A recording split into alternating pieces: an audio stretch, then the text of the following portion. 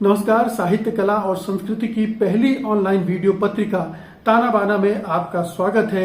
मैं हूं मुकेश कुमार। दोस्तों, इसे हिंदी और हिंदी समाज का दुर्भाग्य ही कहा जाएगा कि पहली बार कोई साहित्यकार अंतर्राष्ट्रीय स्तर का प्रतिष्ठित बुकर पुरस्कार जीतता है, मगर उसके सम्मान में आयोजित होने वाले एक कार्यक्रम को हिंदी पट्टी में ही हिंदी भाषी होने नहीं देते हैं। लेकिन यह स्थिति क्यों निर्मित हुई? ये स्थिति इसलिए निर्मित होती है कि हिंदी की ही राजनीति करने वाला एक प्रधानमंत्री अपने इस साहित्यकार को बधाई तक देना जरूरी नहीं समझता, क्योंकि उसका सोच अत्यधिक संकुचित है। न केवल ये, बल्कि अपने इस व्यवहार से वो उन लोगों के हौसले बढ़ाता है जो इस तरह के साहित्य को नापसंद करते हैं या जिन्हें साहित्य की समझ नहीं है, और वे इस तरह के साहित्यकारों पर टूट पड़ते हैं। हिंदी की इस दुर्भाग्यजनक स्थिति को रेखांकित करते हुए पेश है आज का ताना बाना। आज ताना बाना में आप देखेंगे कद्दावर संपादकों का युग खत्म होने का क्या मतलब है। इस मुद्दे पर एक बहस में हिस्सा ले रहे हैं लीलाधर मंडलोई और आशुतोष। वरिष्ठ कवि एवं संस्कृति कर्मी अशोक वाजपेयी आज अपने स्तंभ में बात करेंगे नटरंग पत्रिका के नुक्कड़ नाटक विशेषांक की। जाने माने समालोचक प्रोफेसर अपूर्वानंद से चर्चा होगी कलम के सिपाही प्रेमचंद को स्त्री विरोधी बताने की मुहिम पर। और अंत में जाने माने व्यंग्यकार ज्ञान चतुर्वेदी ना काहू से बैर में बताएंगे कि झंडों का दुख क्या है। एक जमाना था जब साहित्यिक पत्रिकाएं अपने संपादकों के नाम से जानी जाती थीं। वे संपादक भी खुद भी साहित्य की दुनिया की प्रतिष्ठित विभूतियां होती थीं। वे संपादक कई आंदोलनों के सूत्रधार भी हुए। सवाल उठता है कि अब जब ऐसे कद्दावर संपादक नहीं हैं तो साहित्य की दुनिया कैसी है? ऐसे संपादकों की अनुपस्थिति से साहित्य की दुनिया में किस तरह के बदलाव आए हैं और आ रहे हैं? आज की बहस का यही मुद्दा है और इसमें हिस्सा लेने के लिए हमारे साथ हैं वरिष्ठ कवि और ज्ञानोदय पत्रिका के संपादक रह चुके लीलाधर मंडलोई और आलोचना पत्रिका के संपादक प्रोफेसर आशुतोष।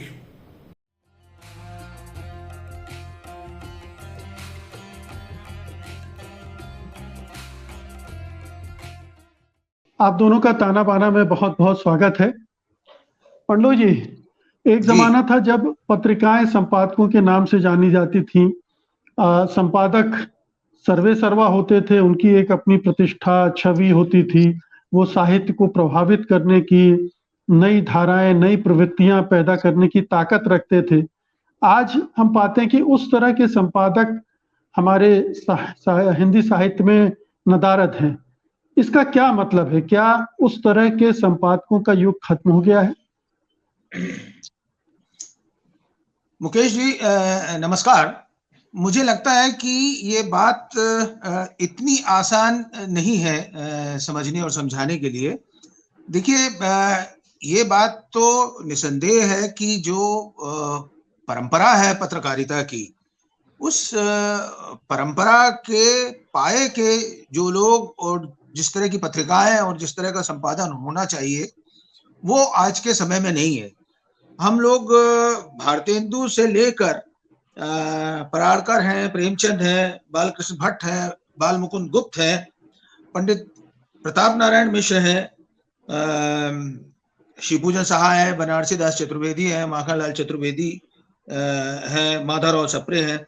मैं कहना ये चाहता हूं कि इस पाए के जो पत्रकार रहे हैं, जिन्होंने साहित्यिक पत्रकारिता अखबारों और पत्रिकाओं दोनों जगह की है, तो उसकी विरासत में एक चीज तो ये दिखाई देती है कि आज जितनी भी विधाएं साहित्य की हम देख रहे हैं, उनका अभ्युदय इन्हीं पत्रिकाओं में हुआ और इन्हीं अखबारों में हुआ।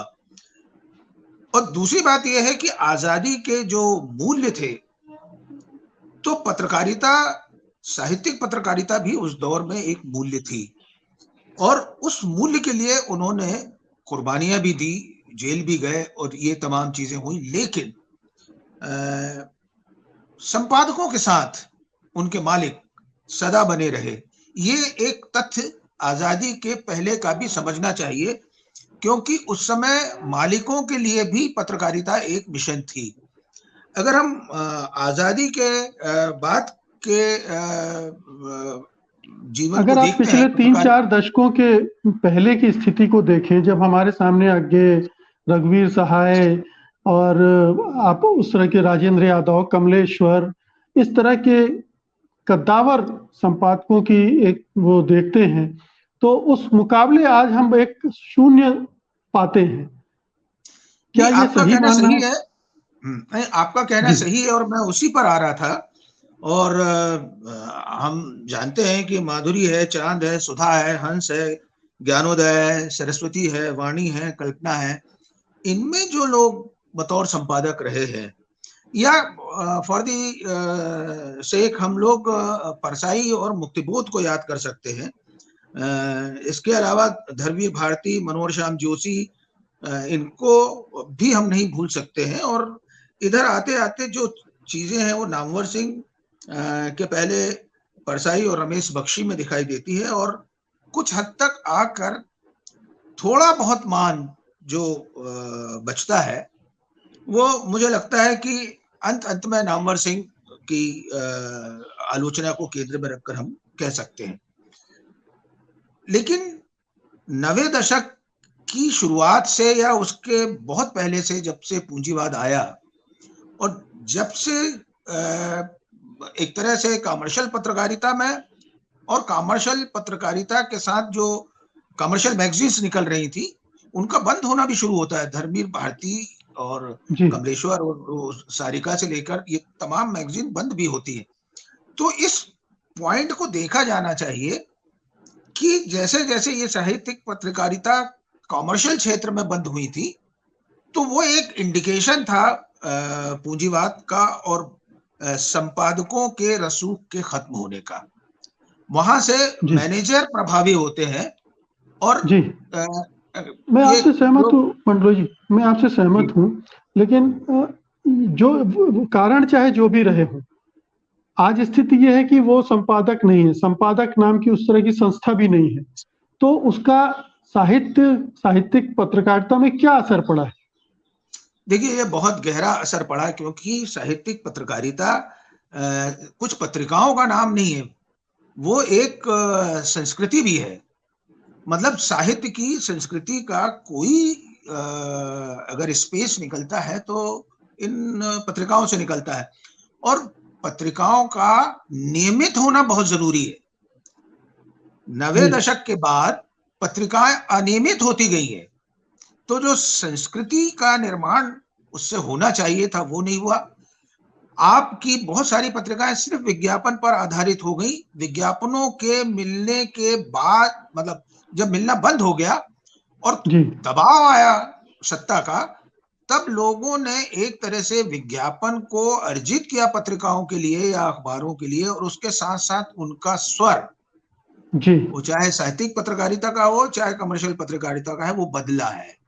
जी। तो आशुतोष ये जी, मतलब इसका इसका दोष मैं सिर्फ संपादकों को नहीं दूंगा। नहीं, मैं दोष की तो बात ही नहीं कर रहा हूँ। जी, आज का विषय हमारा विषय ये नहीं है कि दोष संपादकों का था या नहीं था। हमारा विषय ये है आशुतोष जी कि वो जो कद्दावर संपादकों का दौर था, वो खत्म हो गया क्या? पहली बात तो ये हम स्वीकारते हैं या नहीं स्वीकारते हैं। दूसरी बात, अगर वो दौर खत्म हुआ है तो उससे ये साहित्य की पत्रिकाएं और पत्रकारिता किस तरह से बदली है? क्या एक शून्य पैदा हुआ है? उन संपादकों की किस तरह की भूमिका थी जो आज के संपादक नहीं निभा रहे हैं, या ये एक बदली हुई परिस्थिति में बदली हुई पत्रकारिता है जहां कुछ नई सकारात्मक प्रवृत्तियां भी हो सकती हैं? जी, ये सेशन जो अभी मंडलोई जी ने रखा वो तो हम सब उससे सहमत हैं। एक सांस्कृतिक राजनीतिक बदलाव है जिसका असर हमें दिखाई दे रहा है। मैं उसमें सिर्फ ये जोड़ना चाहता हूँ कि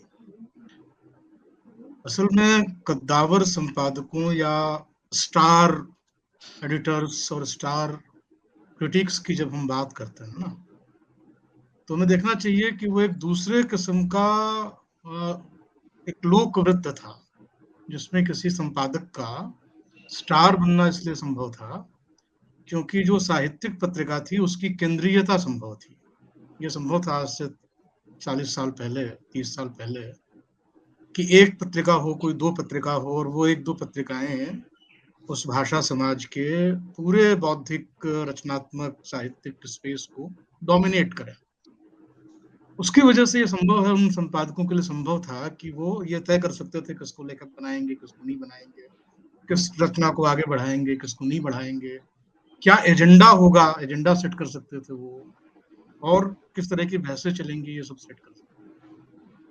पर आज जो परिस्थिति है उसमें वो स्थिति नहीं है। पत्रिकाएं केंद्रीय हो नहीं सकती, क्योंकि ये लोक वृत्ति ही डिसेंट्रलाइज्ड हो गया, विकेंद्रित हो गया।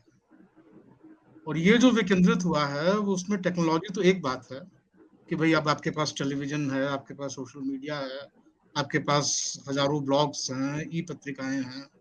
जाहिर है कि वही समय है जो कि इन सब में वितरित हो रहा है, जो कि 30 साल पहले थी ही नहीं, कहीं पत्रिका अखबार के सिवा कुछ था ही नहीं।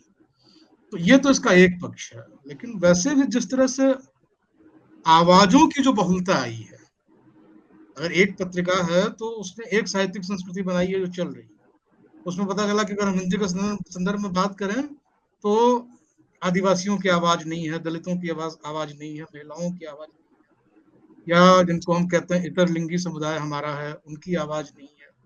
आज जो स्थिति है उसमें न केवल ये सब आवाजें अपने को असर्ट कर रही हैं, बल्कि मैं कहूंगा हर गांव, हर कस्बा, हर मोहल्ला, आप कहीं भी जाएंगे तो वहां पे उनका अपना एक पाएंगे कल्चरल स्पेस वो बना रहे हैं। वो व्हाट्सएप पे बना रहे हैं, आप उससे सहमत हो असहमत हो, आप उससे पसंद करें नापसंद करें, लेकिन वो एक कल्चरल स्पेस बना रहे हैं। उसकी जो राजनीतिक परिणतियां, जो राजनीतिक उसका जो नक्शा है, अभी मैं उस पर नहीं जा रहा हूँ, वो एक अलग बहस का विषय है कि ऐसा नक्शा क्यों है। तो सच्चाई ये है कि इस तरह से छोटे छोटे सेंटर्स हैं, अलग अलग विधाओं की चीजें, बिल्कुल अलग अलग विषयों पे केंद्रित पत्रिकाएं। हाँ, पता चला कि बुक डिजाइनिंग पे कोई पत्रिका निकल रही है कि उसको हम डिजाइन कैसे करें, पब्लिशिंग के कारोबार पे एक अलग से पत्रिका निकल रही है, साहित्यिक पब्लिशिंग कैसे हो, अनुवाद कैसे हो। तो ये हजारों किस्म की चीजें आ गई हैं और ये पूरा स्पेस विकेंद्रित हो गया। आज किसी के वश की बात नहीं है कि वो स्टार बन जाए या डोमिनेट करे इस स्पेस को, या वो एजेंडा डिसाइड करे। तो ऐसा नहीं कि जी मैं ये नहीं कहूंगा कि संपादक आज कमजोर हो गए हैं, कल पिछली बार बहुत बहुत शक्तिशाली थे। आज भी लोग काम कर रहे हैं और काबिलियत भी है, क्षमताएं भी हैं, काम भी कर रहे हैं, मेहनत भी कर रहे हैं, लेकिन उसका नेचर बदल चुका है, उसकी प्रकृति बदल चुकी है। वो स्टार नहीं बन सकते, एजेंडा डिसाइड नहीं कर सकते, लेकिन वो एक खास तरह के स्पेस में अपनी प्रेजेंस जरूर सुनिश्चित कर सकते हैं। वो प्रेजेंस अपने आप में एक डायलॉग बना रहा है, तो डायलॉजिकल समय हमारा है, इसको भी हमें थोड़ा जी समझना चाहिए। बिल्कुल।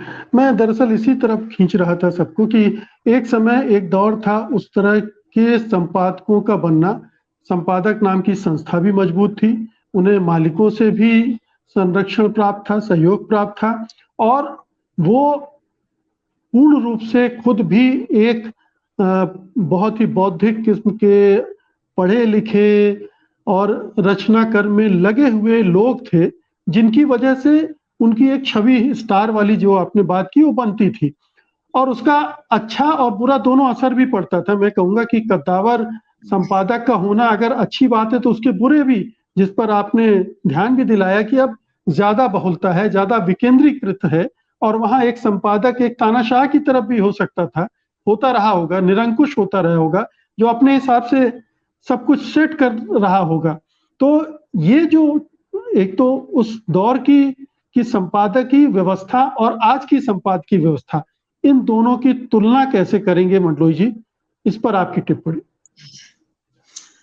देखिए, अगर दो दौर में तुलनाओं की बात हो तो मुझे लगता है कि अब ये तुलना बहुत रेलेवेंट नहीं बची है, क्योंकि अब व्यवस्था के काम करने का पूरा तरीका, पूरा शिल्प बदल गया है, और जो स्वायत्तता उस दौर में संपादकों को मिली थी वो स्वायत्तता इस दौर में नहीं है। फिर व्यावसायिक पत्रिकाएं तो खत्म हो ही गई। अब जितनी बची कुची पत्रिकाएं हैं उनका स्वर भी अगर आप देखिए तो वो शुद्ध साहित्यिक और सांस्कृतिक या कलात्मक नहीं बचा है, उसमें दूसरी चीजों का भी शुमार होने लगा है, और वो संपादक की दृष्टि के साथ नहीं है बल्कि उसके विरुद्ध शायद उसे कहा जा रहा है कि इस तरह की चीजों को आप करें। जैसे बहुत सारे विमर्श जिनकी जरूरत नहीं है, शायद उस तरह के विमर्श भी हमको पत्रिकाओं में देखने को मिलते हैं। तो व्यवस्था मूलक परिवर्तन के कारण जो मानदंड और जो स्तरीयता थी वो कम हुई। जो मैं कंटिन्यूटी की बात कह रहा था, उस कंटिन्यूटी के ब्रेक होने से भी एक बहुत बड़ा असर पड़ा है कि किसी साहित्यिक या सांस्कृतिक मुद्दे को लेकर आप एक बहस के रूप में साल भर चला सकें। आजकल कोई बहस कहीं दिखाई नहीं देती। तो ये एक पक्ष है, और जैसा आशुतोष जी ने कहा, मैं बिल्कुल सहमत हूं उनसे। शायद मैं वही कहता जो वो कह रहे हैं। इस व्यवस्था को जो आप तुलनात्मक रूप से देखना चाहते हैं, वो social media, online platforms, e magazine से लेकर तमाम चीजें ने, मतलब आप देखिए फेसबुक तो इतना केंद्रीय है कि आपको लगता है कि जैसे वहां पर साहित्य और साहित्य के अलावा संस्कृति के मुद्दों की बारिश हो रही है। तो अब उसमें आप इस समय, और देखिए क्या है कि रिसर्च का कोई मानदंड हम लोगों ने ना साहित्यिक पत्रकारिता के लिए बनाया ना दूसरी पत्रकारिता के लिए बनाया। टेलीविजन के लिए टीआरपी नाम की चीज जरूर है, लेकिन इसके लिए कोई नहीं है। तो किसी भी व्यवस्था के सकारात्मक होने में किसी तरह का शोध, अध्ययन, उसके परिणाम और उसका प्रभाव भी पत्रकारिता पर पड़ना चाहिए, जो दुर्भाग्य से हमारे यहाँ उपलब्ध नहीं है। जी। तो मुझे लगता है कि व्यवस्था एक सवाल है कि जैसे समाज के विभिन्न तबकों में एक गिरावट आई है, एक बौनापन आया है, बहुत सारे जगह इससे खाली हो रहे हैं, नायकों से, मॉडल से खाली हो रहे हैं, और मॉडल या तो नए किस्म के जो बन रहे हैं वो बड़े हल्के किस्म के हैं। क्या आज के हमारे साहित्य के मॉडल जो पहले संपादक हुआ करते थे, आज उतने कद के हैं या उनमें भी बौनापन आया है? ये आशुतोष जी बता रहे हैं कि मैं बोलूं कुछ? अभी तो आपसे ही सवाल है, अगर आप टालना चाहें तो। नहीं, मैं टालूंगा, मैं टालूंगा नहीं।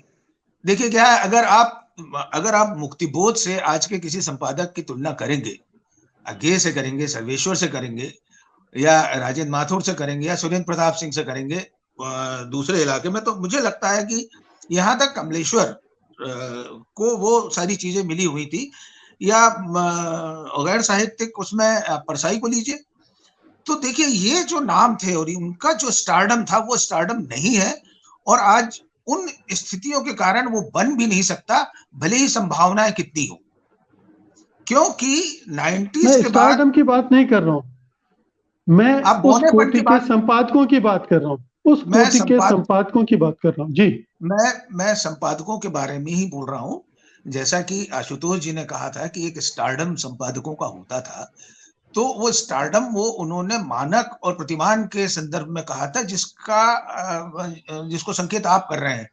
मैं भी वही कह रहा हूं कि ये जो अब आप कह लीजिए जो शिखरस्थ संपादक होने का वो जो रुतबा इन लोगों को मिला हुआ था, वो 90s के बाद किसी भी संपादक को नहीं मिला। उसके ऐतिहासिक कारण है, उसमें जाना चाहिए। उसको बौनेपन से जोड़ना मेरे ख्याल से बहुत न्यायिक नहीं है। आप ये कह सकते हैं हम दूसरे क्षेत्रों में बौनेपन की चर्चा करते हैं, लेकिन साहित्य में हम इसकी चर्चा क्यों नहीं कर सकते? आप साहित्य में उसकी चर्चा कर सकते हैं अगर वो उस तरह की कोई बात आपको बनती हुई दिखाई दे रही है। आपको उदाहरण बताना पड़ेगा कि इधर के ये जो संपादक है ये बौने हैं। मैं सबकी तो बात नहीं कर रहा, आपके लिए बताना, हम मैं सबकी बात नहीं कर रहा हूं, लेकिन हो सकता है कि जब एकदम से खुल जाता है वातावरण, पूरा स्पेस खुल गया है, तो जैसे हम पत्रकारिता में भी देख रहे हैं कि औसत दर्जे के लोग भी संपादक हैं, बल्कि औसत से भी निम्न दर्जे के लोग संपादक पदों पर काबिज हैं। तो क्या साहित्य में नहीं हो रहा होगा? साहित्यिक स्फीयर में अब मैं एक बात आपसे कहता हूं कि ये जो 90s के बाद का पूरा समय है, उसमें कितने पत्रिकाएं चली, कितने संपादक थे, कितने बदले, किनको कितना लंबा वक्त मिला, ये एक बात भी निगाह में रखने की। जैसे नामवर सिंह जिस कद काठी के संपादक थे, अगर आप ये सोचें कि आशुतोष जी बहुत अच्छा संपादन कर रहे हैं और उसका मूल्यांकन इस बात से कर दिया जाए कि उन्होंने 10 अंक निकाले हैं, और अब आप ये बताइए कि नामवर जी और आशुतोष जी में एक कंपैरिजन कर दिया जाए, तो मेरे ख्याल से ये बात बहुत सही नहीं लगती है। जी, उतना आशुतोष वक्त जी। दीजिए और उसके काम के मूल्यांकन, पत्रिका के मूल्यांकन पे जाइए। अब मुझे जी, लग रहा है कि आलोचना बीच में तो थोड़ी सी डल हो गई थी जब परमानंद जी, श्रीवास्तव और दूसरे लोग थे। अब वो अपना एक प्रभाव और अपना एक आकार और कंटेंट की जो स्तरीता है वो उसमें दिखाई दे रही है। जी, तो मैं अब आप लोगों की उसको बात समय नहीं कर देना रहा हूँ, होगा। आप लोग अपवाद भी हो सकते हैं इस समय में। मैं एक जो आम स्थिति बन गई, हो सकता है कि पत्रकारिता में भी कुछ एक संपादक बहुत ही अच्छे किस्म के हों, मैं ये नहीं कह रहा हूँ। लेकिन एक जो हम जो प्रवृत्ति देख रहे हैं, मोटे तौर पर, वो क्या कह रही है आशुतोष जी? क्या इस जो संपादक के स्तर में गिरावट आई है? एक बात तो ये, दूसरी बात ये कि क्या हमें कुछ संपादक मॉडल के तौर पर चाहिए? स्टारडम से बेशक वो आक्रांत ना हो, लेकिन कुछ अच्छे संपादक होंगे तभी उनको फॉलो करके हम कुछ एक नई पीढ़ी संपादकों की और अच्छी तैयार कर सकते हैं। हमें हमेशा समाज को कुछ मॉडल भी चाहिए होते हैं। जी। देखिए, एक बात तो जो बौनेपन की आई, मैं ये कहूँगा उसको औसतपन। एक हमारे साहित्यिक सांस्कृतिक वातावरण में तुलनात्मक रूप से एक औसतपन हावी हुआ है, और ये जो हावी हुआ है, फिर इसके लिए व्यक्तियों को जिम्मेदार ठहराने से ज्यादा हमें सामाजिक सांस्कृतिक वातावरण को देखना चाहिए कि मीडिया जो है, खासतौर पे टेलीविजन का जो डोमिनेंस है और सबसे ज्यादा लोगों के जीवन को प्रभावित करने वाले माध्यम के रूप में जिस तरह से वो आया है, वो अपने आप में लोगों की संवेदना को, समझ को सुपरफिशियल बनाने का काम करता है, सतही बनाने का काम करता है। वो बिना सतहीपन के चल ही नहीं सकता, इसलिए उसको इडियट बॉक्स शुरू से कहा गया। वो इडियोसी पे ही चलता है, और अगर वो हमारे सांस्कृतिक परिवेश का एक प्रमुख माध्यम बना हुआ है, तो ये सोचना बेकार है कि लोगों पे उसका असर नहीं पड़ेगा। लोगों पे उसका असर पड़ना स्वाभाविक है, क्योंकि आप देखिए हमारे कवि सम्मेलन को ही लीजिए, कवि सम्मेलनों को, मुशायरों को लीजिए, देश में परंपरा थी, अभी भी है। लेकिन आप सोचें कि 90 के पहले के कवि सम्मेलनों में, मुशायरों में गंभीर कविताओं को पसंद करने वाले भी लोग भारी संख्या में मौजूद होते हैं। अच्छी कविता की पंक्ति पे दाद देने वाले लोग हर छोटे शहर कस्बे में मौजूद थे। या और उसके पहले चले जाएं तो उर्दू शायरी या हमारी ब्रजभाषा की कविताएं जानने वाले लोग गांव-गांव में मौजूद थे, सुनाते थे। आज उन संस्थाओं को देख लें तो वहां पे निहायत फूहड़ चीजें आ रही हैं, और सम्मानित भी जो नाम हो गए हैं कवि सम्मेलनों के, कभी कभी मैं वीडियो उनके देखने की कोशिश करता हूँ तो मैं हैरान रह जाता हूँ कि इतना फूहड़पन, इतनी इतनी घटिया किस्म का हास्य, विभत्स किस्म की चीजें कैसे ये लोग पब्लिकली शेयर कैसे कर रहे हैं। जी। तो ये हम इस बात से इनकार नहीं कर सकते कि हमारे पूरे सांस्कृतिक जीवन में एक औसतपन है, एक सहीपन है। बाकी जो संपादक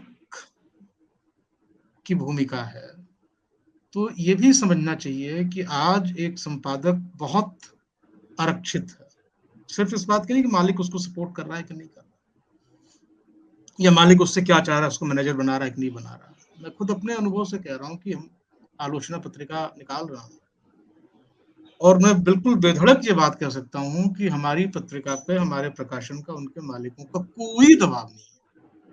मतलब हम ये तक खुद तय करते हैं कि समीक्षाएं कौन सी जाएंगी, प्रकाशक हमें वो जानते हैं नहीं कि हम आशुतोष जी, मैं आपकी आलोचना की बात नहीं कर रहा हूँ, तदभाव इतनी बढ़िया निकल रही है।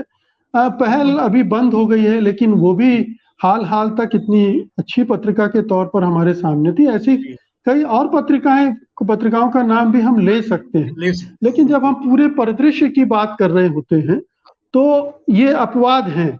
एक जो जी, बड़ा परिदृश्य है उसमें उस तरह की चीजें कम हुई है, एक जहां चीज मैं यही ये चीज जोड़ना केंद्रीय चाह रहा थी। हूँ जी कि वही आप ठीक कह रहे हैं। मतलब ये है कि आज जो एडिटर है वो निहायत अकेला और निहायत इनसिक्योर प्राणी है। उसका कोई दोस्त नहीं हो सकता। अगर वो सचमुच ईमानदारी से संपादन कर रहा है तो उसको हर रचना को डिसाइड करना होगा उसके मेरिट पे, और अगर वहां पे वो समझौता नहीं करता है, नहीं करना चाहता है, तो उसके दोस्त हो ही नहीं सकते।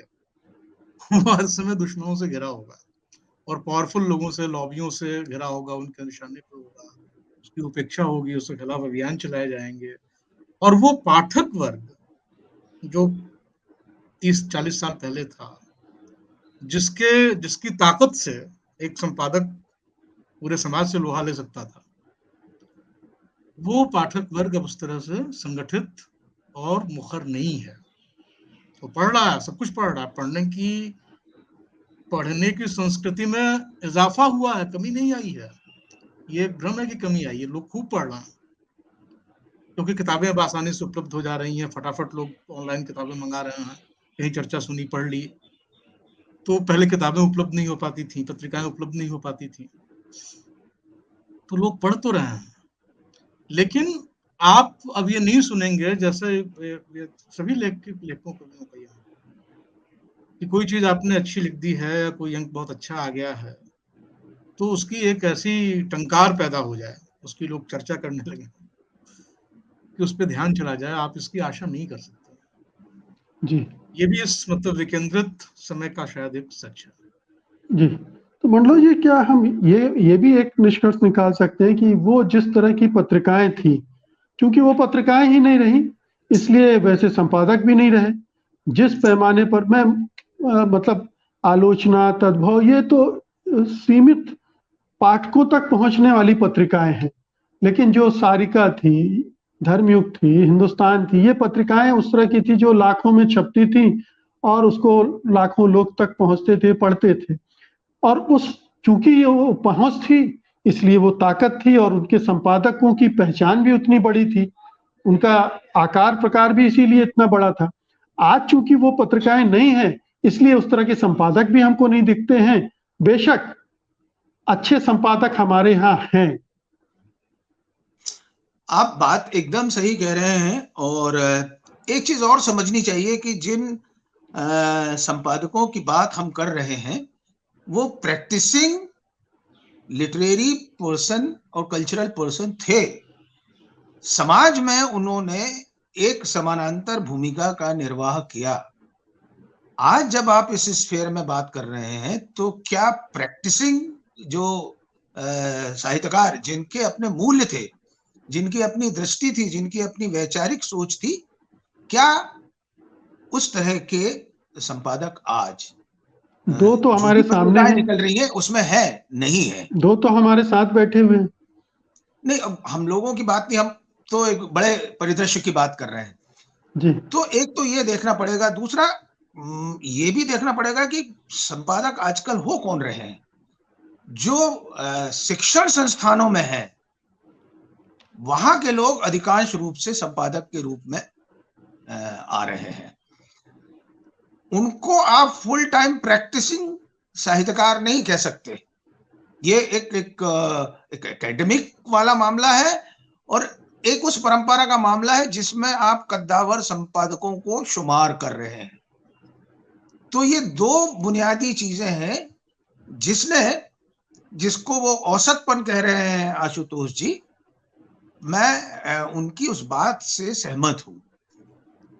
फिर जो डाइल्यूशन है, मतलब जो एक केंद्रीयता बनती, ठीक है, आज सोशल मीडिया की वजह से हर जगह साहित्य और संस्कृति का वातावरण है, लेकिन उसमें मूल्यों की बात नहीं है।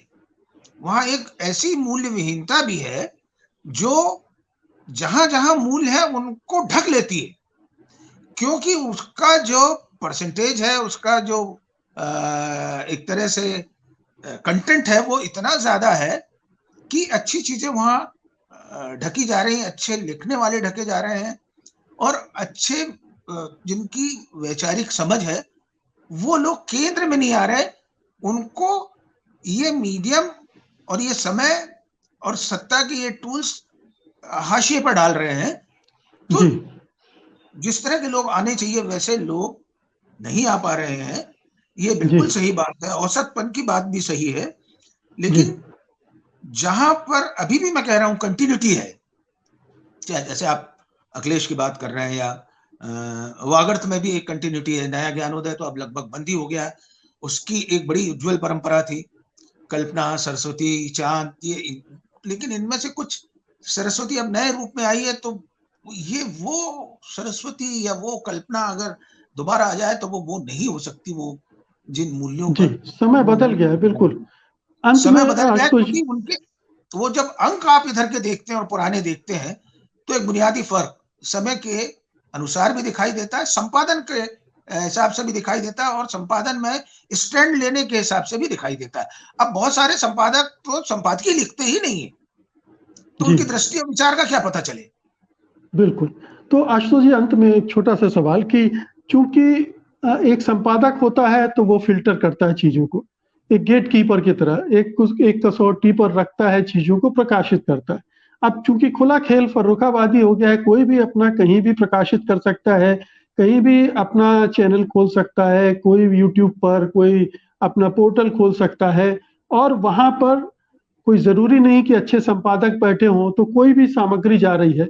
तो क्या ये जो एक मानकीकरण होना चाहिए, वो अनुपस्थित हो गया है, इसलिए एक अराजकता भी दिखती है, और वो जो एक छवि निर्माण का काम होता है, एक अच्छे कवि, एक अच्छे कथाकार, एक अच्छे संपादक का, वो भी स्थगित हो गया इन सब वजहों से। बिल्कुल अराजकता भी है, और एक तरह की ब्रांडिंग और प्रमोशन की संस्कृति के कारण खराब चीजें बहुत अच्छी मान ली जा रही हैं, उनकी मार्केट वैल्यू बहुत अचानक बढ़ा दी जा रही है। वो क्वालिटी ना हो, मेरिट ना हो, लोकप्रियता के आधार पे, प्रमोशन के आधार पे, तो ये सब चीजें हो रही हैं। उसकी वजह से एक इस तरह की अराजकता तो जरूर फिर से महसूस की जा रही है, जैसे कि लोगों ने 50-60 के दशक में महसूस की थी कि भाई नए प्रतिमानों की जरूरत है और एक अराजकता है वातावरण में। तो ये एक चुनौती है, ये इसको चुनौती के रूप में लेना चाहिए, और ये मुझे लगता है कि ये कह के जिम्मेदारी से पल्ला नहीं झाड़ा जा सकता कि समय ऐसा है। ये तो हम सब लोग जो आलोचना के क्षेत्र में हैं या संपादन के क्षेत्र में हैं, उनके सामने ये चुनौती है कि वो इसका सामना करें और अपने काम से कुछ प्रतिमान निश्चित करें, कुछ चीजों को जो अच्छी चीजें हैं कम से कम उनको दृश्य से बाहर धकेल न दिया जाए इतनी आसानी से, इसके लिए वो मेहनत करें। मैं तो इसी रूप में जी, इसको कहूँगा। ये चुनौती तो है, और जब कंटेंट की बाढ़ आ रही हो चारों तरफ से, और संभालने वाले लोग अच्छा ढंग से उनको सजाने संवारने वाले लोग कम हो, तो ये चुनौती और भी गंभीर हो जाती है।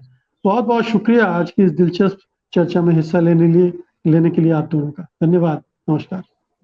पहले मुंशी प्रेमचंद को दलित विरोधी बताने की मुहिम चलाई गई, और अब एक कथित पत्र के आधार पर उन्हें स्त्री विरोधी बताया जा रहा है।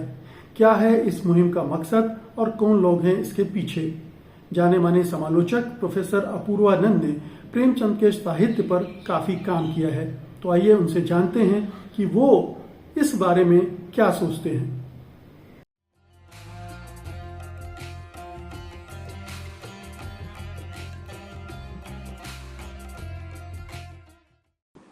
ताना बाना में आपका स्वागत है प्रोफेसर अपूर्वानंद। नमस्ते। मेरा सवाल यह है कि जब भी प्रेमचंद की जयंती आती है 31 जुलाई, उसके आसपास कुछ विवाद खड़े होने लगते हैं। काफी लंबे अरसे तक उनके दलित विरोधी होने पर चर्चा होती रही, और अब इस बार चर्चा ये हो रही कि क्या प्रेमचंद स्त्री विरोधी थे। क्या उनका लेखन या उनका अपना व्यक्तित्व स्त्री विरोधी था? एक पत्र की चर्चा इस सिलसिले में बहुत हो रही है कि उन्होंने अपने भावी दामाद को एक पत्र लिखा था जिसमें अपनी बेटी के लिए लिखा था कि वो औपचारिक शिक्षा में विश्वास नहीं करते हैं और अपने दोनों पुत्रों को उन्होंने अंग्रेजी स्कूलों में अच्छी शिक्षा दी, कमला नाम की जो पुत्री थी उनको नहीं दी। तो ये क्या मामला क्या है? क्या ये एक वितंडावाद खड़ा करने की एक कोशिश है, प्रेमचंद को बदनाम करने की कोशिश है, या फिर प्रेमचंद में कुछ कमजोरियां थी जो हमें स्वीकार करनी चाहिए? अव्वल तो इस बात पर विचार करने की आवश्यकता है कि प्रेमचंद में हमारी रुचि क्यों है। प्रेमचंद में आपको थोड़ा लाउड बोलना पड़ेगा। हाँ, हमें यह विचार करने की आवश्यकता है कि प्रेमचंद में आखिरकार हमारी रुचि है ही क्यों। क्या प्रेमचंद में हमारी रुचि उनकी ज़िंदगी की वजह से है, या प्रेमचंद में हमारी दिलचस्पी उनके उपन्यासों, उनके कहानियों, उनके निबंधों आदि के कारण है? तो अगर हम यह तय कर लेंगे कि किस वजह से रुचि है, तब बात बहुत आसान हो जाती है। जाहिर है कि प्रेमचंद महत्वपूर्ण हमारे लिए उनके कथा लेखन के लिए मुख्य रूप से हैं, और एक रूप उनका विचारक का भी है, राजनीतिक टिप्पणीकार का भी है, सामाजिक विषयों पर भी उन्होंने लिखा है, और उनकी वजह से वे हमारे लिए महत्वपूर्ण है, पठनीय है, अभी भी हम पढ़ते हैं। उनमें से बहुत कुछ है जो उनके समय तक सीमित रह गया है, लेकिन उसमें से काफी कुछ का आशय जो समय पर केंद्रित भी था, समय से बाहर है, इसलिए भी वह महत्वपूर्ण है। मसलन संस्कृति का प्रश्न, सांप्रदायिकता का प्रश्न, सामाजिक जीवन कैसा होगा इसका सवाल, धर्म की क्या भूमिका होगी इसका प्रश्न, तो इस वजह से भी वे महत्वपूर्ण है। लेकिन फर्ज कीजिए कि प्रेमचंद की जिंदगी के बारे में आप कुछ भी ना जानते हो, तो भी प्रेमचंद आपके लिए महत्वपूर्ण और उपयोगी रहते हैं या नहीं रहते हैं? या प्रेमचंद ने जो लिखा, क्या उसका अर्थ समझने के लिए हमें उनकी जिंदगी में जासूसी करना जरूरी है, उनकी जिंदगी के तथ्यों को जानना जरूरी है? यह एक प्रश्न है जो साहित्य के पाठकों के रूप में हम सारे लोग एक दूसरे से करते हैं। कक्षाओं में भी सवाल उठते हैं, दूसरी जगह भी उठते हैं। और ये सिर्फ प्रेमचंद को नहीं, जैसे मुक्तिबोध पर जब हम विचार करते हैं तो यह गलती मार्क्सवादी आलोचकों ने भी की, हम में से बहुत लोगों ने की, कि हमने मुक्तिबोध की कविता का जो मैं है उसको हमने मुक्तिबोध मान लिया, जब समझे बिना कि मुक्तिबोध एक मैं का सृजन कर रहे थे अपनी कविता में। वो आवश्यक नहीं है कि वो मुक्तिबोध हों, और उस मैं को समझने के लिए जरूरी नहीं है कि आप मुक्तिबोध की जिंदगी को खंगाल लें तब आपको वो समझना है। तो यह एक प्रकार का अध्ययन हो सकता है जिसमें आप साहित्य को समझने के लिए साहित्यकार के जीवन में जाते हैं जी। लेकिन हमको पता है कि उससे काफी गलतियां हो सकती हैं। तो मैं सिर्फ ये कह रहा हूं कि आधार बनाना हमारे लिए आवश्यक है और यह तय करना बहुत जरूरी है रुचि किसमें है। तो अगर रुचि प्रेमचंद की जिंदगी में है तो वहां बहुत सारी फांक दिखलाई पड़ सकती है। व्यापार में लोगों ने दिखलाया है, प्रेमचंद जिस व्यवसाय में थे उस व्यवसाय में जिनके साथ उनका लेन देन था उनमें से कई लोग प्रेमचंद से दुखी हुए हैं, उसका प्रमाण भी मौजूद है। तो क्या इससे हम ये मान लें कि प्रेमचंद एक धोखेबाज व्यक्ति थे? बिना पूरे संदर्भ को जाने, क्योंकि पूरा संदर्भ हमारे सामने है नहीं। अगर आप छापे खाने को लेकर, उनके पुस्तक प्रकाशन व्यवसाय को लेकर जो उनके सहयोगी थे उनसे उनके पत्राचार को देखें तो आप उनके बारे में एक प्रतिकूल राय हो सकता है बना लें, और ऐसा ही दूसरे प्रसंगों में भी किया जा सकता है। जी, लेकिन अपूर्वानंद जी, ये जो प्रश्न है, चलिए कमला के संदर्भ में लिखे गए पत्र को अगर हम दरकिनार कर दें तो जो दलित विमर्श को लेकर या दलित को लेकर प्रेमचंद के विचार या भावनाएं थी, वो तो उनके कथा साहित्य के आधार पर आरोप लगाए गए थे। प्रेमचंद के व्यक्तिगत जीवन में वो चीजें थी या नहीं थी ये दूसरी बात है। तो उनके साहित्य में कई ऐसे पात्र और कई ऐसी घटनाएं हैं जिनके आधार पर कहा गया था। स्त्री विरोधी होने के मामले में भी कुछ अध्ययन हुए हैं, जैसे रोहिणी अग्रवाल की किताब आई थी 8 साल पहले, उन्होंने जो साहित्यकार हैं उनकी दृष्टि, स्त्री दृष्टि पर लिखा है। उन्होंने भी प्रेमचंद को कहीं इस लिहाज से कमजोर पाया है। तो क्या इसको किस तरह से देखें? अभी आपने कहा कि ये एक समय विशेष का रचना कर्म है जिसे हमें उस संदर्भ के साथ भी देखना चाहिए। नहीं, मैं ये नहीं कह रहा हूँ कि आप उनको कोई छूट दें, किसी भी प्रकार की छूट देने की जरूरत नहीं। और किसी रचनाकार के साथ हमारा व्यवहार कैसा हो सकता है? हमारा व्यवहार हमेशा आलोचनात्मक होगा, हम हमेशा उसकी वकालत नहीं करेंगे। और दूसरे उपन्यासकार के साथ एक दिक्कत यह है कि उपन्यासकार हमेशा अपने विचारों को हावी होने से रोकता रहता है। जब वो उपन्यास रच रहा है और वह अगर एक सच्चा उपन्यासकार है या सच्ची उपन्यासकार है, तो यह उसका दायित्व है कि वह उपन्यास पर अपने विचार को हावी ना होने दे। वह उपन्यास उसके विचार का प्रतिनिधि नहीं है, यह समझना आवश्यक है। उसके उपन्यास का दायित्व है समाज में जितने भी प्रकार के विचार हैं, उन विचारों को वह उनके पूरेपन में व्यक्त होने का अवसर प्रदान करे। इसलिए उसमें अलग अलग प्रकार की ध्वनियां सुनाई पड़ेंगी, अलग अलग प्रकार की आवाजें सुनाई पड़ेंगी, उपन्यासकार की सहानुभूति किसी एक से दिखलाई पड़ेगी। लेकिन जरूरी नहीं है कि उपन्यासकार के विचार का प्रवक्ता हो। यह हमको समझना बहुत ही आवश्यक है जब हम उपन्यास या कहानी या किसी चीज के बारे में विचार कर रहे हैं। अब मसलन प्रेमचंद के स्त्री संबंधी विचार रवैये पर हम चर्चा कर रहे हैं और यह दलित संबंधी रवैये पर हम उनकी रचनाओं के माध्यम से विचार कर रहे हैं। तो हमें यह देखना पड़ेगा कि प्रेमचंद की संवेदना की दिशा क्या है। क्या वे दलितों को नीचा देखते हैं?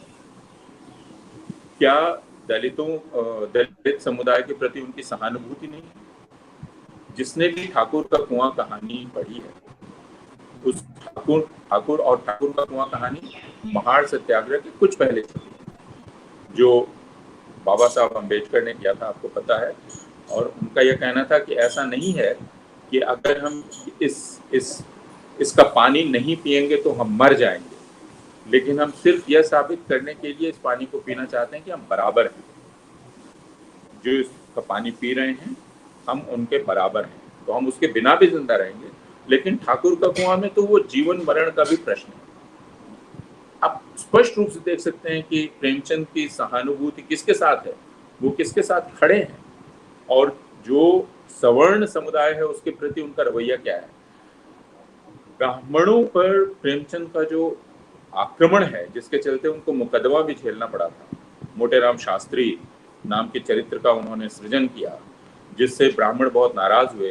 उसके बाद उन्होंने हिंदू समाज के बीभत्स दृश्य नामक निबंध लिखा और अनेक निबंध लिखे जिसमें उन्होंने ब्राह्मणों पर चाबुक चलाया, ब्राह्मण समुदाय पर। वे महात्मा गांधी के अस्पृश्यता विरोधी आंदोलन के पूरी तरह साथ थे और ब्राह्मण समाज के पाखंड के खिलाफ थे।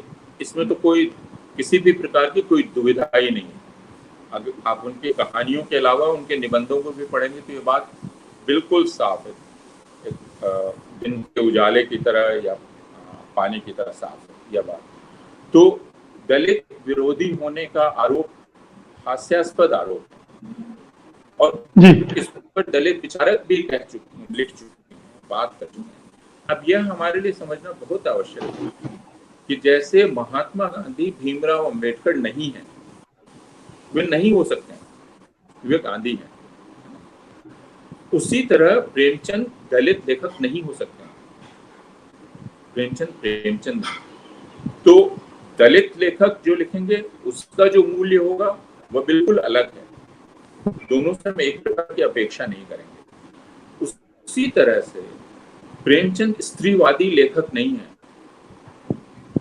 प्रेमचंद स्त्रीवाद ने जो दृष्टि विकसित की वह दृष्टि प्रेमचंद की नहीं है। इसको मानने में हमें कोई दुविधा नहीं होनी चाहिए। और हमें प्रेमचंद को स्त्रीवादी साबित करने की होड़ में नहीं लग जाना चाहिए। वे स्त्रीवादी नहीं है, लेकिन आप स्त्रियों के प्रति जो प्रेमचंद का रवैया है, उस रवैये को आपको उनके चरित्रों में देखना पड़ेगा, जो चरित्र वे सृजित कर रहे हैं। प्रेमचंद के लगभग सारे उपन्यास स्त्री केंद्रित उपन्यास हैं।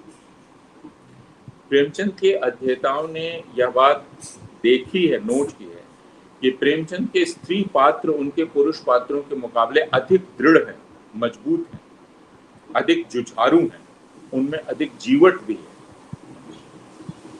झुनिया के प्रसंग को आप ले लीजिए, जो झुनिया बिना शादी के उसके बच्चे की मां बनने वाली है और एक बहुत ही विषम स्थिति उत्पन्न हो गई है, तो धनिया के आरंभिक प्रतिक्रिया के बाद वो क्या करती है, वो उसे अपने घर में बुला लेती है और धनिया बहुत अच्छी तरह से जानती है कि इसका परिणाम क्या होगा। उसे डांट भरना पड़ेगा, बाहर कर दिया जाएगा, उसका पूरा जीवन बर्बाद हो जाएगा, लेकिन धनिया यह फैसला करती है। और उसी तरह उस उपन्यास में यदि आप मालती के चरित्र को देखते हैं, जिसको लेकर बहुत बहस हुई है हिंदी आलोचना में, ये तो अंततः मालती ही है जो प्रोफेसर मेहता, जिनको कई बार कहा जाता है कि प्रेमचंद के प्रवक्ता हैं, तो अंत में मालती उनके शादी के प्रस्ताव को मानने से इनकार करती है। एक समय ऐसा लगता है कि वो बिल्कुल उनके चरणों पर गिर जाएगी, लेकिन अंत में वह सहजीवन का प्रस्ताव करती है, विवाह का नहीं। तो विवाह नामक संस्था को लेकर जो एक प्रश्न चिन्ह यहाँ लगाया गया है, और वह भी स्त्री के द्वारा बहुत शांति के साथ, उसके बारे में हम क्या सोचते हैं।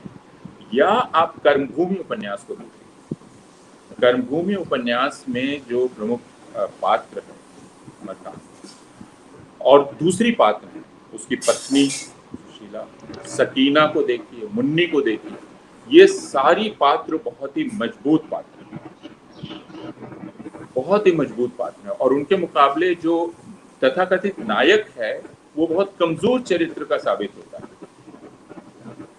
उसकी पत्नी शुरू में दिखलाई पड़ती है, आप उसको पढ़ेंगे सुशीला तो दिखलाई पड़ेगा कि आपको उससे विरक्ति होगी, लेकिन अंत में वो अधिक दृढ़ दिखलाई पड़ती है। सकीना अधिक दृढ़ दिखलाई पड़ती है, मुन्नी अधिक दृढ़ दिखलाई पड़ती है। यही बात गमन में आप देखते हैं जालपा को लेकर। आरंभ में दिखलाई पड़ता है कि जालपा गहनों की प्रेमी है, लेकिन जालपा कहीं अधिक दृढ़ दिखलाई पड़ती है अपने पति से, कहीं अधिक प्रतिबद्ध दिखलाई पड़ती है, न्याय के प्रति भी उसका ख्याल अधिक है। आप उन सब को छोड़ दीजिए, आप पंच परमेश्वर की खाला को देखिए। पंच परमेश्वर की खाला जो इंसाफ के लिए लड़ती है, और पंच परमेश्वर की खाला एक तरह से ललकारती है अपने जुम्मन शेख के दोस्त अलगू चौधरी को कि क्या बिगाड़ के डर से ईमान की बात नहीं पाओगे। तो यह जो एक अमर वाक्य है, मुझे लगता है कि इससे ज्यादा ताकतवर वाक्य हिंदी साहित्य में नहीं कहा गया।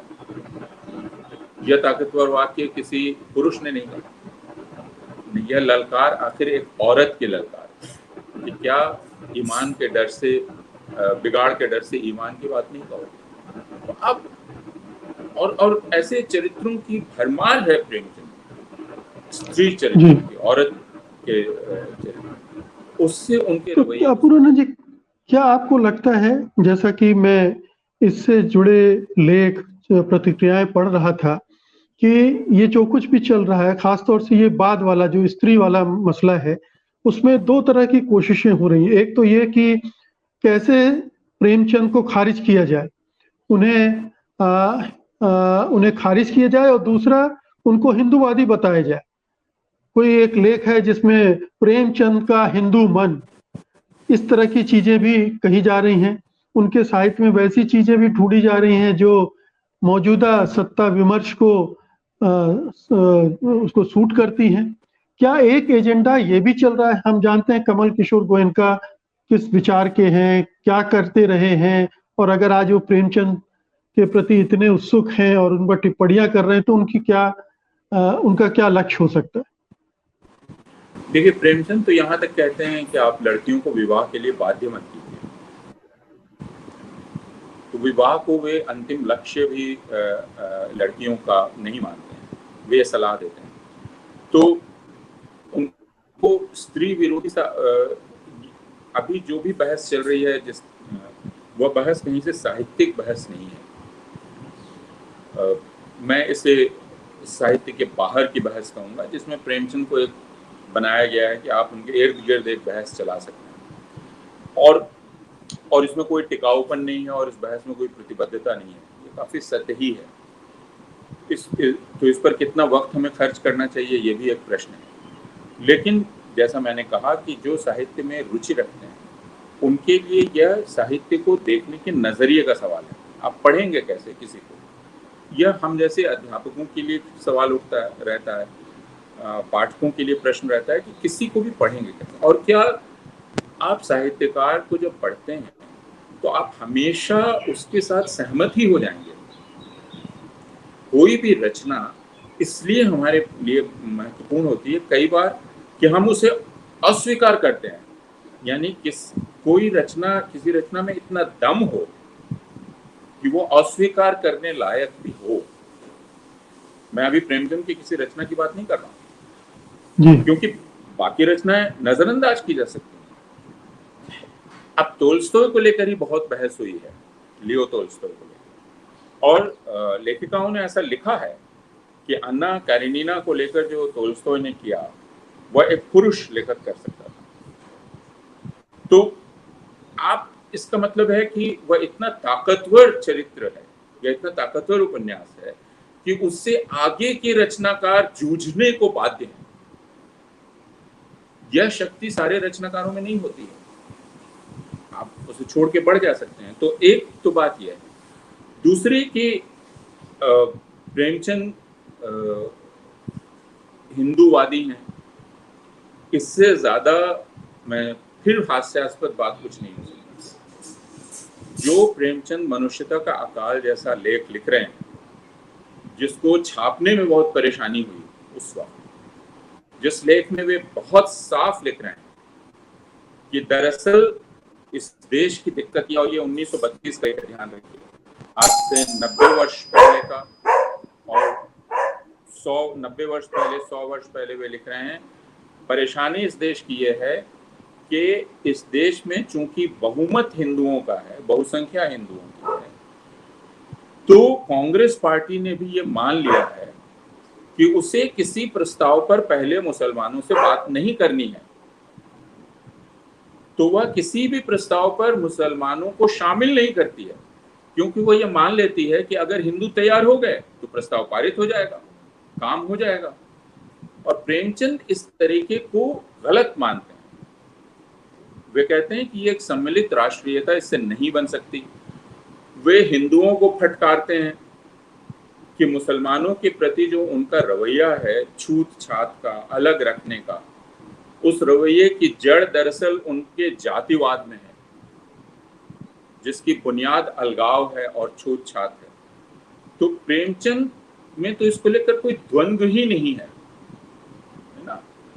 जो उस वक्त सनातनी अपने को कहने वाले गांधी पर आक्रमण कर रहे थे, आप प्रेमचंद के विविध प्रसंग में संकलित निबंध और एक नहीं अनेक निबंधों को पढ़ते चले जाइए, देखिए प्रेमचंद उन सनातनियों पर कैसा आक्रमण कर रहे हैं, प्रेमचंद ब्राह्मणों पर कैसा आक्रमण कर रहे हैं। प्रेमचंद इस आचार्य चतुर्सेन ने पुस्तक लिखी, आपको याद होगा, इस्लाम का विश्ववृक्ष पुस्तक लिखी। प्रेमचंद ने कहा कि आचार्य चतुर्सेन जैसा पढ़ा लिखा व्यक्ति ऐसी किताब लिखता है, इस किताब के नाम से ही उनके मन में जो जहर है उसका पता चलता है। और वो कहते हैं कि आजकल हमारे भीतर फैशन हो गया है कि हम अपने बारे में नहीं सोचते हैं, हम दूसरे धर्मों की कमियों को निकालने में ज्यादा दिलचस्पी रखते हैं। और यह बात वो हिंदुओं को कह रहे हैं कि आप आत्मसमीक्षा नहीं करते, आत्मावलोकन कभी नहीं करते। वे ये कह रहे हैं, एक कुरान के एक हिस्से का अनुवाद छपा, उसकी प्रेमचंद छोटी छोटी समीक्षाएं करते थे। प्रेमचंद ने उसकी समीक्षा की। उन्होंने लिखा कि जिन्होंने अनुवाद किया है वे कहते हैं कि वे अरबी के विद्वान हैं और वगैरह, लेकिन वे कहते हैं ऐसा अनुवाद करना गैर जिम्मेदाराना है, क्योंकि अगर यह अनुवाद किसी मुसलमान कुरान के विशेषज्ञ जानकार और उस भाषा के विशेषज्ञ जानकार से दिखलाया और प्रमाणित किया हुआ नहीं है तो यह प्रकाशित नहीं होना चाहिए। यह लिख रहे हैं वो कह रहे हैं कि और अगर कोई ऐसा करता है तो इसका उद्देश्य समाज में द्वेष फैलाने के अलावा कोई नहीं है और कुछ नहीं।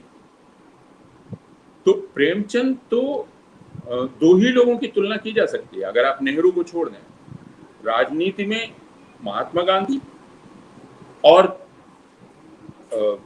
साहित्य में प्रेमचंद, जिनको सांप्रदायिकता के प्रश्न को लेकर कोई दुविधा नहीं है, जिन्हें हिंदुत्व के इरादों को लेकर कोई दुविधा नहीं है कि हिंदुत्व कितना खतरनाक है, हिंदू सांप्रदायिकता को लेकर कोई दुविधा नहीं है।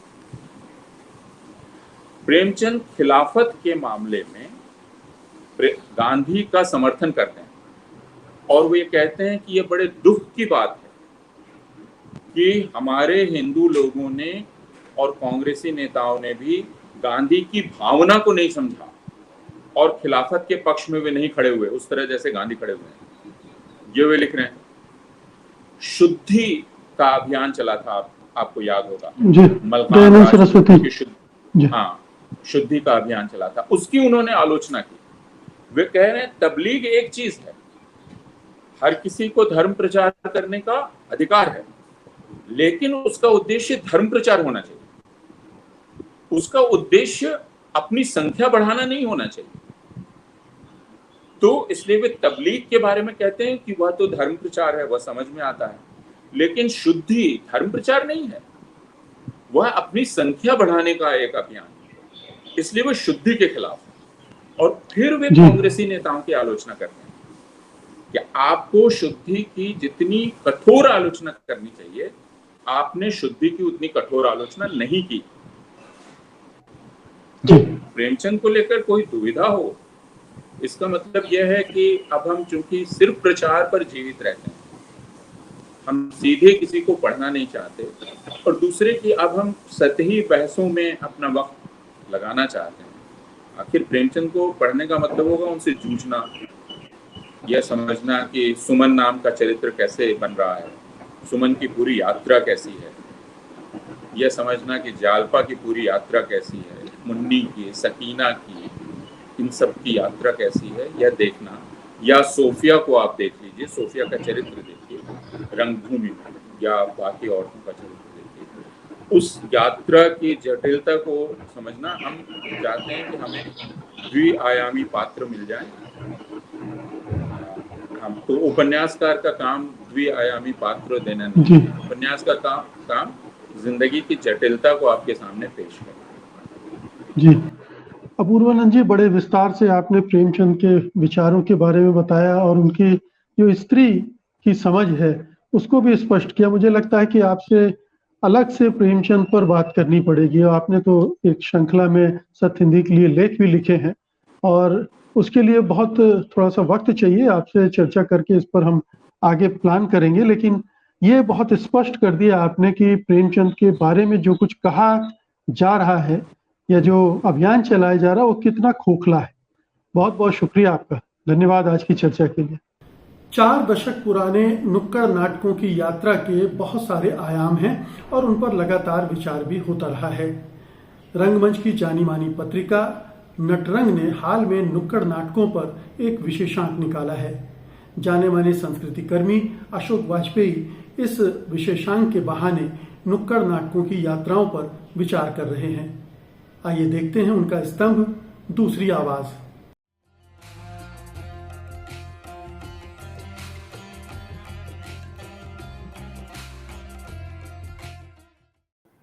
नमस्कार मित्रों, दूसरी आवाज में आज मैं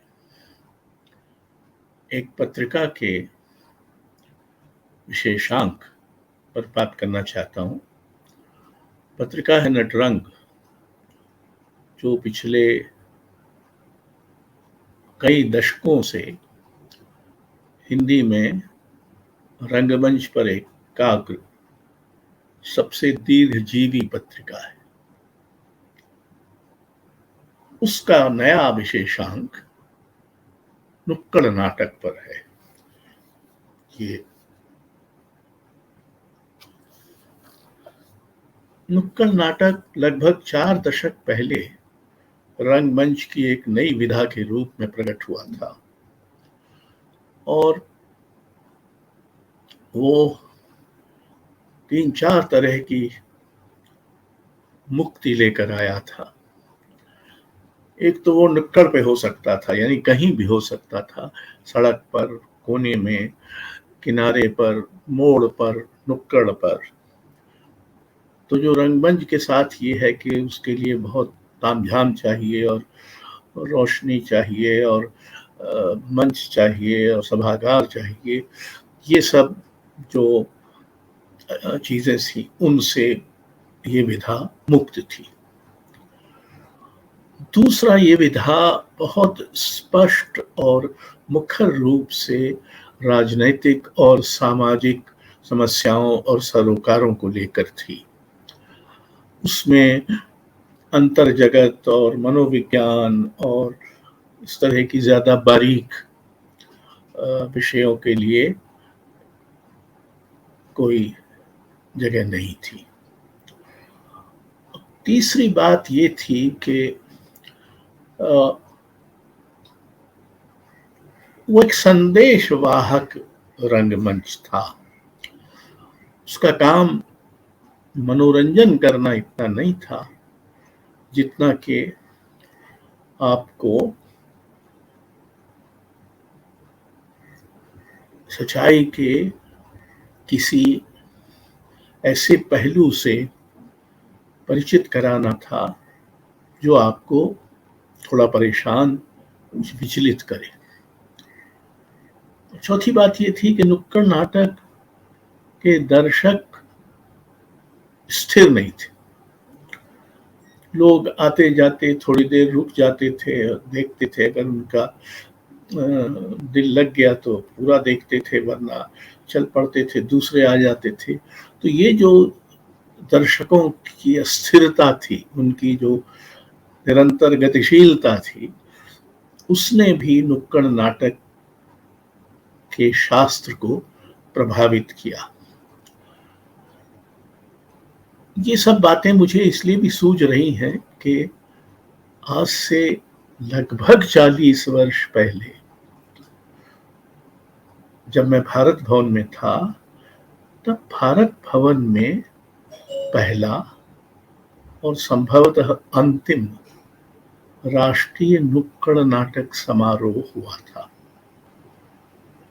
ये हमने बाबा कारंत के निर्देशन में किया था और संगीत नाटक अकादमी ने उसमें सहयोग किया था। बेहद पुरानी बात हो चुकी है। इस विशेषांक में एक तरह से पिछले 40 वर्षों की यात्रा का अभिलेखन है। ये एक तरह का दस्तावेज है जो भारत में नुक्कड़ नाटक के जन्म से लेकर अब तक के उसकी जीवन गाथा कहता है। इसमें हिंदी प्रदेश, केरल, तमिलनाडु, कुमाऊं, हरियाणा, बिहार, बंगाल इत्यादि में नुक्कड़ नाटक की जो स्थिति है, वहाँ जो नाटक खेले गए हैं, आप में से कुछ को याद होगा कि ऐसे ही एक नुक्कड़ नाटक को खेलते हुए सफदर हाशमी की हत्या हुई थी।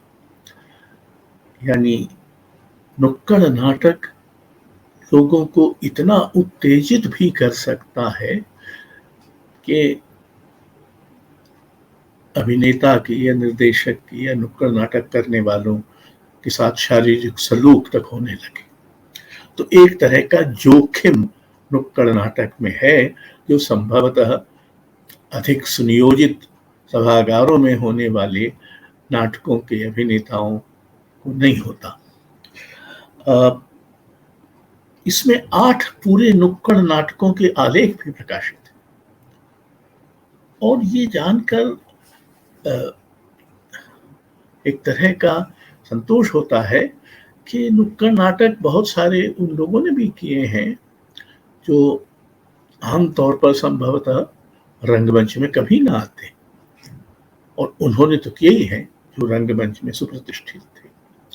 मुझे याद है उस समय जब नुक्कड़ नाटक हुआ था तो उसका उद्घाटन कमला देवी चट्टोपाध्याय ने किया था, जो बड़ी विदुषी थी और उन दिनों संगीत नाटक अकादमी के अध्यक्ष भी थी। आपको याद होगा कि बाद में वो जयप्रकाश नारायण के साथ थी और उन्होंने इमरजेंसी का विरोध किया था, और वो हस्तशिल्प के क्षेत्र में उनकी बड़ी अग्रणी और क्रांतिकारी भूमिका रही है। और अध्यक्षता की थी संभवतः उद्घाटन सत्र की बंगला के श्रेष्ठ रंगकर्मी शंभू मित्र ने। तो इतनी बड़ी हस्तियां एवं अपेक्षाकृत नवजात विधा को असीस ने भारत भवन में आई थी। ये भारत भवन की उपलब्धियों में से एक है कि उसने अपनी स्थापना के 1 बरस के अंदर ही ये आयोजन किया था। और नुक्कड़ नाटक न सिर्फ भारत भवन में अलग अलग जगहों पे हुए थे, शहर में भी, भोपाल शहर में भी जहां तहां हुए थे। आज जिस तरह की राजनीतिक और सामाजिक गहमा गहमी है और जिस तरह से लोगों के कई वर्ग हिंसक आक्रामक हो रहे हैं, मुझे लगता है कि नुक्कड़ नाटक एक तरह की समरसता, सद्भाव, आपसदारी पैदा करने का काम कर सकते हैं। जरा सोचिए कि जब भ्रष्ट और अपराधी झंडा फहराते होंगे तो झंडों पर क्या गुजरती होगी। झंडे और उनमें बंधे फूल वो सब करने को मजबूर होते हैं जो दरअसल वो करना नहीं चाहते। यहाँ तक कि टोपियां भी विद्रोह करने पर उतारू हो जाती हैं और माइक नहीं चाहते कि माननी उनका इस्तेमाल करे। घर घर तिरंगा के शोर के बीच आइए देखते हैं जाने माने व्यंग्यकार ज्ञान चतुर्वेदी का स्तंभ ना काहू से बैर।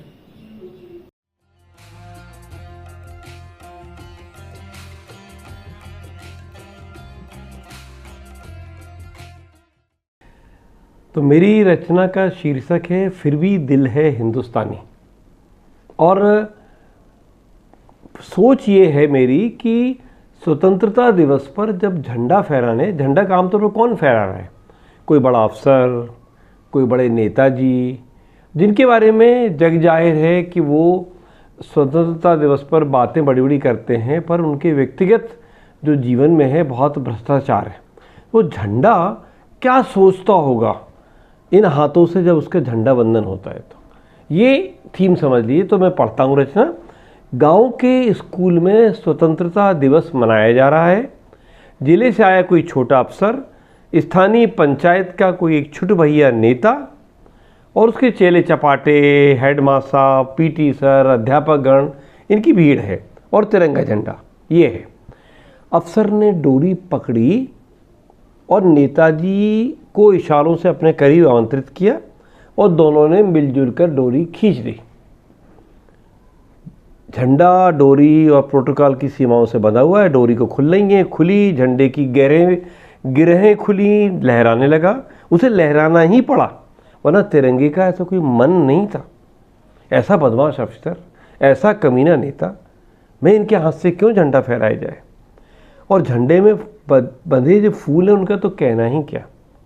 गांठ खुली तो बंधे हुए फूलों को भी इन शठों पर ही झरना पड़ा। बेचारे गुरुत्वाकर्षक बल के प्रभाव के मारे नीचे गिरने लगे। फूलों ने बहुत बचाया अपने आप को कि इन पर ना गिरे। पर कुछ तो आकर अफसर पर गिरे ही, कुछ छुटवैया नेता पर गिरे, एक आध फूल दयनीय से दिखते हेडमास्टर साहब पर भी गिरा। शेष भाग्यशाली फूल देश में मैदान में, देश की माटी में जा गिरे, जहाँ हर साल ये झंडा वंदन होता है। कुछ अभागे फूल अफसर के कंधे पर, कुछ नेता की टोपी पर अटक गए हैं, वे शर्मिंदा है। क्या करें? आज तो इस अफसर तक ने गांधी टोपी पहन रखी है। नेता नंगे सिर आया है, वो टोपी कब की छोड़ चुका, जानता है कि अब उसका नंगापन गांधी टोपी से ढकने वाला नहीं है। टोपी कसमसा रही है जो अफसर के सिर पर लगी है। आज़ादी के बाद इन खोपड़ियों से टोपी को ऐसी गंध आती है कि गांधी टोपी को श्वास नहीं आती। मजबूरी है उसकी भी। हर साल 15 अगस्त पे, 26 जनवरी पर ना जाने किन किन सिरों पर इसको सजना पड़ता है। 15 अगस्त आते आते वो तहों के दायरे में कसमसाने लगती है कि इनका क्या करें। आज भी जब सुबह कुछ ठान रखी है टोपी ने भी विद्रोह का। जब हेडमास्टर साहब ने स्टोर की अलमारी से टोपी निकाली तभी वो कुछ करने की ठान रही थी। फिर जब हेडमास्टर ने उसे अफसर के हाथ में दिया कि सर ये पहन लीजिए, तब तो अफसर ने अफसरी अदा के साथ टोपी को सिर पे टिका लिया। पर टोपी विद्रोह कर रही है, टोपी टिक ही नहीं रही, खिसक खिसक जाती है, गिर जाती है टोपी। बार बार संभाल रहा है अफसर, बार बार खिसकती है टोपी। फिर झंडा बंधन का पल आया, अफसर ने ऊपर देखा, टोपी गिरी, पीछे खिसक कर जमीन पर टपक गई होती। वो तो अपने हेडमास्टर साहब अफसर के ठीक पीछे खड़े थे, उन्होंने उसे लोक लिया, हाथ में ले लिया, वापस अफसर को दिया और गिड़गिड़ाकर क्षमा मांगने लगे कि सर टोपी शायद उचित साइज की नहीं थी और आगे ख्याल रखूँगा। अफसर मुस्कुराया और उसे गर्व है, अफसर गर्व कर रहा है कि उसका सर टोपी से बड़ा है। इधर माइक्रोफोन भी विद्रोह करने को तैयार है। माइक टेस्टिंग हो चुकी थी, 2 बार हेडमास्टर चेक कर चुके, पीटी सर तो बार बार चेक कर रहे। और जब ये भाषण देने के लिए पहुँचे तो उसका मन कर रहा है कि मैं इसके मुंह में टकरा जाऊं। तो अचानक हिल गया माइक और उनके मुंह से टकराते टकराते बचा। और इसी बीच हवा भी इनके खिलाफ हो गई, मौसम अचानक ही बदल गया, तेज हवा चल पड़ी, तेज और तेज। विशुद्ध हवा में वक्ताओं के झूठ का प्रदूषण मिला तो मैदान का दम घुटने लगा था। हवा तेज आई तो श्वास आई, हवा में प्रोग्राम बिगड़ने लगा। भाषण के भारहीन शब्द बिखर कर माटी में मिल गए, किसी ने कुछ सुना ही नहीं। पीछे स्कूल के दरवाजे खिड़कियां खड़खड़ाने लगे, पुरानी इमारत का प्लास्टर झड़ने लगा, सीमेंट का एक टुकड़ा भी यहाँ वहाँ गिरा, छोटा सा तूफान जैसे चल पड़ा। अतिथि का भाषण बिखर गया, शब्द यहाँ से वहाँ रेत से उड़कर सब तरफ गिरने लगे। कुछ बेचैन होकर पाँव बदलने लगे, बच्चों ने पाँव हिलाने की कोशिश की, पीटी सर ने आंख दिखाई, सावधान की पोजीशन से हिलना मत। इधर देश की माटी अब इन बंजर शब्दों से मुक्ति चाहती है। सब तरफ विद्रोह है, बेजान चीज़ें भी विद्रोह कर रही हैं। और इधर बाउंड्री के पार साथ में कच्ची सड़क पर 2 किसान जा रहे हैं। देख के बड़े खुश हुए, अरे झंडा फहरा रहा है और क्या, वही चल रहा है। दूसरे ने कहा, अरे जय हो महात्मा गांधी की।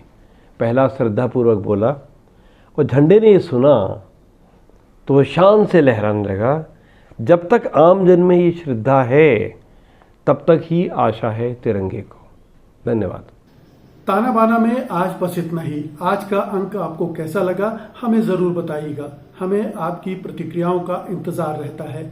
आप अपनी प्रतिक्रियाएं हमें tanabana@sathhindi.com पर भेज सकते हैं। और अब हमें अनुमति दीजिए, अगले रविवार को रात 9 बजे मैं फिर हाजिर होऊंगा ताना बाना के एक नए अंक के साथ। तब तक के लिए नमस्कार।